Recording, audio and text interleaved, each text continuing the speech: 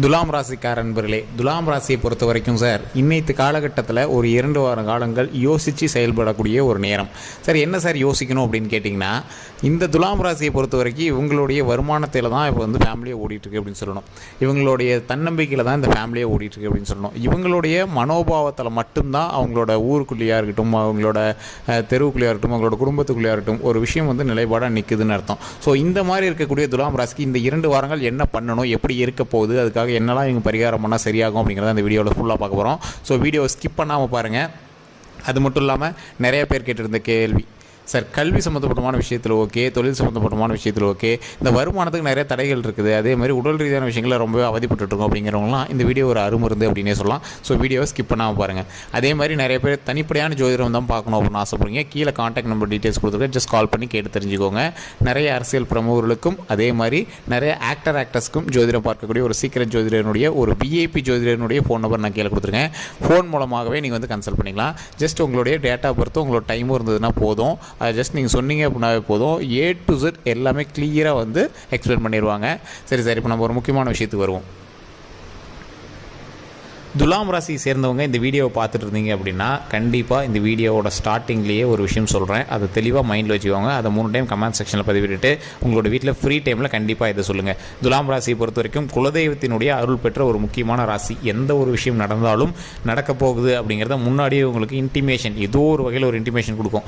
கனவுலையோ இல்லை நீங்கள் சும்மா நார்மலாக உட்காந்துட்டு இருக்கும்போதே ஒரு விஷயம் வந்து தோண ஆரம்பிக்கும். இது வந்து கடவுளினுடைய ஒரு வழிகாட்டுதலின் பேரில் நீங்கள் வந்து மூவ் பண்ணுற மாதிரி ஒரு விஷயம் அப்படின்னே சொல்லலாம். இந்த துலாம் ராசியை பொறுத்த வரைக்கும் இந்த துலாம் ராசியில் இருக்கிறவங்க ஒரு மிகப்பெரிய சாம்ராஜ்யத்தை கட்டி ஆளுபவர்களுக்கு சமம் அப்படின்னே சொல்லலாம். இவங்களால தான் இந்த ஃபேமிலி உருவாச்சு அப்படிங்கிறது தெரியாத அளவுக்கு இவங்க வந்து ஒரு ஆணிவேராக இருந்துட்டு இருப்பாங்க. சரி சார், இவங்க எந்த விஷயத்தை வந்து சொல்லணும், ஓம் துர்க்கை அம்மனே போற்றி, ஓம் துர்க்கை அம்மனே போற்றி, ஓம் துர்க்கை அம்மனே போற்றி அப்படின்னு மறக்காமல் கமெண்ட் செக்ஷனில் பதிவிடுங்க. இந்த துலாம் ராசியை சேர்ந்தவங்க அன்னம் கொடுப்பதில் மிக சிறந்தவர்கள். இந்த 2 வார காலத்தில் கண்டிப்பாக ஒரு 10 பேருக்காவது சாப்பாடு வாங்கி கொடுத்துருங்க. இல்லையா, நீங்கள் செஞ்சு ஒரு 10 பேருக்காவது சாப்பாடு போடுங்க. இது ஒரு மிகப்பெரிய ஒரு பாவ விமோச்சனம் அப்படின்னு சொல்லலாம். அந்தளவுக்கு வந்து ஒரு மிகப்பெரிய வலு இருக்கக்கூடிய ஒரு ராசி இந்த துலாம் ராசி.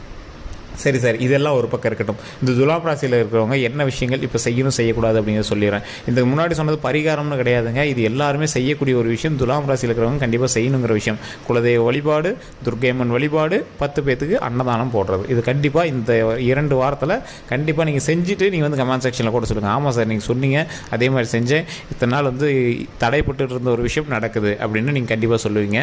அந்த தடைப்பட்டு இருந்த கெட்ட விஷயங்கள், அந்த தடைப்பட்டு இருந்த நல்ல விஷயங்கள், தடைப்பட்டுக்கிட்டு இருந்த கெட்ட விஷயங்கள்லாம் எது அப்படின்னா, எந்த விஷயங்கள் வந்து உங்களோட செயலை தடுத்து நிறுத்திட்டு இருந்துச்சோ, அந்த கெட்டது வந்து ஏதோ ஒன்று உங்களை வந்து ஒரு நல்ல விஷயத்தை வந்து தடுத்துட்டு இருந்திருக்கும். அந்த கெட்ட விஷயங்கள் உங்களை விட்டு விலகும்.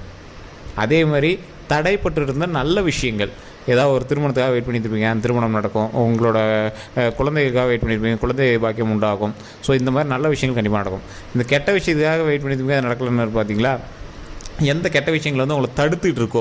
ஒரு எக்ஸாம்பிளுக்கு, இப்போ நீங்கள் ஏதோ ஒரு கிரகத்தினால் நீங்கள் வந்து பாதிக்கப்பட்டு ஒரு கெட்ட விஷயம் வந்து உங்களை ஏதோ ஒரு தடுத்துட்டு இருக்குன்னு வச்சுக்கோங்க. நீங்கள் ஒர்க்குக்கு போகலான்னு இருக்கீங்க, உங்களோட வருமானத்தை ஏதோ ஒரு கெட்ட விஷயம் தடுத்துட்டு இருக்குது. அந்த கெட்டதை எல்லாத்தையும் தூக்கி வெளியே போட்டு நன்மை மட்டுமே உண்டாகக்கூடிய ஒரு நேரமாக இந்த நேரம் அமையும். சார் எவ்வளோ தான் ஒருத்தருக்கு வந்து இப்போ நிறைய பேர் கமெண்ட் செக்ஷனில் சொல்லி, இல்லை சார் ஒன்றும் பெரிய இதெல்லாம் தெரியல சார், கரெக்டான ஒரு வருமானம் தான் போயிட்டுருக்கு, கரெக்டான ஒரு லைஃப்பில் தான் மெயின்டைன் பண்ணிட்டு இருக்கோம், சின்ன சின்ன அவதிகள் இருக்குது அப்படின்னு இருக்கிறவங்களுக்கு, உங்களுக்கு தெரியாமையே உங்களுக்குள்ள சின்ன சின்ன சர்க்கிள்கள் இருக்கிறது உங்களுக்கு தெரியல.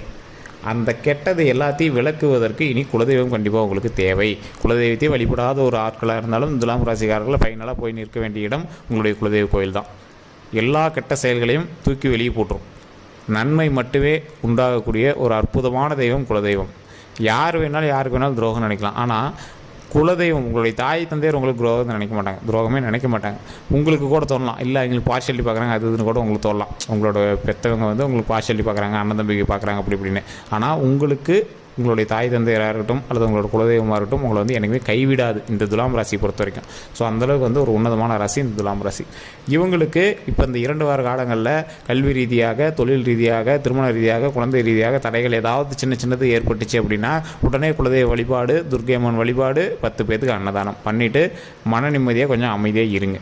ஸோ சின்ன சின்ன விஷயத்துக்கு வந்து உங்களை கூப்பிட்றாங்க, ஏதாவது ஒரு முக்கியமான செயலுக்கு ஒன்று கூப்பிட்றாங்க, ஒரு பொது காரியங்களுக்கு உங்களை கூப்பிட்டு நீங்கள் வந்து முன்னாடி நின்று பண்ணுங்க அப்படிங்கிறாங்கன்னா அதை கொஞ்சம் அவாய்ட் பண்ணிக்கோங்க.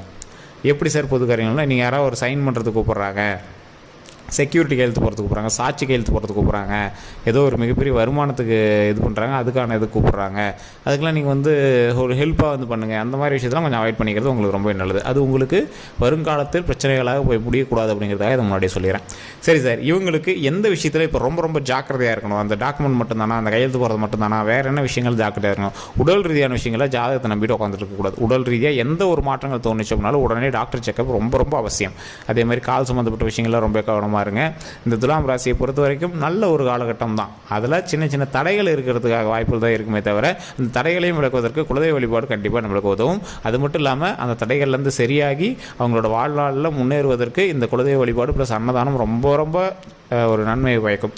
அதே மாதிரி துலாம் ராசிக்காரர்கள் நான் சொல்ல ஒரு விஷயத்தை கவனமாக கேட்டுவாங்க. இல்லை சார், இதுவும் செஞ்சு பார்த்தா ரொம்பவே இதாக இருக்குது அப்படிங்கிறவங்க கண்டிப்பாக தட்சிணாமூர்த்தி வழிபாடு பண்ணுங்கள். தடைகளை விளக்குவதற்கு தட்சிணாமூர்த்தி வழிபாடு ரொம்ப ரொம்ப முக்கியம். இந்த ராசிக்காரர்னு இல்லை, எந்த ராசிக்காரர்களாக இருந்தாலும் சரி. சார், தட்சிணாமூர்த்தி எங்கே போய் வழிபடுறது, எந்த கோயிலில் போய் வழிபடுறது, எங்கே போய் வழிபட்டால் இது வந்து சரியாகும்? சார், நீங்கள் பக்கத்தில் இருக்கக்கூடிய எந்த ஒரு அம்மன் கோயிலுக்கு போனீங்க அப்படின்னாலும் சரி, இல்லை வேறு எந்த சிவாலயத்துக்கு போனீங்கனாலும் சரி, சுற்றி வரும்போது தட்சிணாமூர்த்தியை கண்டிப்பாக நீங்கள் பார்க்கலாம். தட்சிணாமூர்த்தியை பார்க்கும்போது தட்சிணாமூர்த்திகிட்ட வழிபட்டு செய்யணும். அந்த வழிபாடு செய்யும்போது எப்படி பண்ணணும் அப்படின்னா, நெய் விளக்கு தீபம் ஏற்றி, நெய் விளக்கு தீபத்தை சாமிகிட்ட கொண்டு போய் ஏற்றுங்க. சாமியோடைய ரைட் சைடில் நின்று உங்களுக்கு என்ன தேவையோ, எந்த விஷயம் தடைப்படுதோ அதை உங்களோட மைண்டுக்குள்ளே தெளிவாக ஏற்றிக்கோங்க. நிறைய பேர் சாமி கும்பிட்றதுலேயே தப்பு பண்ணுவாங்க. இந்த விஷயம் வேணும், இந்த விஷயம் செய்யணும் அப்படிங்கிறத ஃபைனல் பண்ணிட்டு போய் கடவுள்கிட்ட முன்னாடி நிற்கணும். கடவுள்கிட்ட என்ன பண்ணுறதுனே தெரியலன்னு போய் குழம்பிட்டு நிற்காதீங்க. என்ன பண்ணால் உங்களுக்கு சரியாகும் அப்படிங்கிறது உங்கள் மைண்டில் தோணுதோ அந்த விஷயத்தோடு போய் நெல்லுங்க. ஒரு நிலையாக தெய்வனி, அதாவது நெய் தீபம் ஏற்றி ஒரு நிலையாக அதை வந்து சாமிகிட்ட வழிபடுங்க. உங்களுடைய தாய் தந்தையர்கிட்ட நீங்கள் எப்படி கேட்பீங்க? ஒரு விஷயம் உங்களுக்கு வேணும் அப்படின்னா எப்படி கேட்பீங்க? அந்த மாதிரி கேளுங்க. மிகப்பெரிய நன்மை கிடைக்கும் சார். நீங்கள் நிறைய பேருக்கு வந்து இது தெரியாது.